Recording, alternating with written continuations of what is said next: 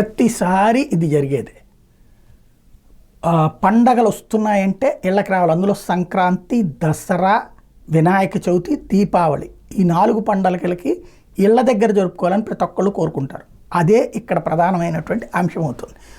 వీటిట్లలో పరిష్కరించుకోవాల్సినటువంటిది transportation. అప్పటికి సాధ్యమైనంత వరకు 4-5 కలిసి కార్లు మాట్లాడుకుంటే అట్లా వస్తుంటారు. కానీ ఇప్పుడు పరిస్థితి ఎట్లా తయారైపోయిందంటే, మిగతాది మరి అందరికీ అలాంటి ఫ్రెండ్స్ ఉండరు కదా. బస్సులు ఎక్కుదామంటే ఫుల్లు, ట్రైన్స్ ఎక్కుదామంటే ఫుల్లు. చివరికి ప్రైవేట్ వాళ్ళు ఆ 4-5 రోజుల్లో కుమ్మి పడేస్తారనమాట. అందిన గాడికి దోచేసుకుంటారు. ఇప్పుడు ఒక్కొక్కళ్ళు బెజవాడ టు హైదరాబాద్ 7,000 రూపాయల టికెట్ అట, బెంగళూరు టు బెజవాడ 10,000 రూపాయల టికెట్ అట. ఇట్లాగ తయారైపోయింది. మెయిన్ సమస్య ఎక్కడయ్యా అంటే, రవాణా శాఖ మంత్రులు, 2 రాష్ట్రాలకు సంబంధించినటువంటి రవాణా మంత్రులు, అక్కడ పొన్నం కానీ ఇక్కడ రాంప్రసాద్ రెడ్డి కానీ ఇద్దరూ ఆలోచించాల్సినటువంటిది. ఆర్టీసీ బస్సులు పెడుతున్నారు, నో డౌట్. అందులో డబుల్ రేట్లు కాకుండా సింగిల్ రేట్లకే పెడతామని కూడా చెప్తున్నారు. Very good.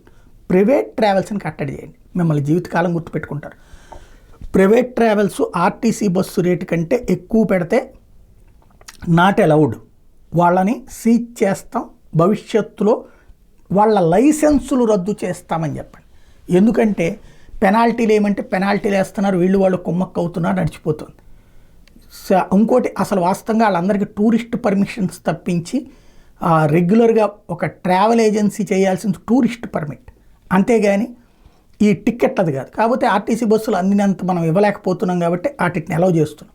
కానీ ఇలా చేస్తే అడ్డకోలుగా దోపిడీ చేస్తుంటే యాక్షన్ ఉండేటటువంటి విధానాన్ని అనౌన్స్ చేస్తే బాగుంటుంది. వీళ్ళ జేబులో నుంచి పోయేదేం లేదు, సీరియస్ యాక్షన్ ఉంటుందన్న భయం కల్పించగలగాలి.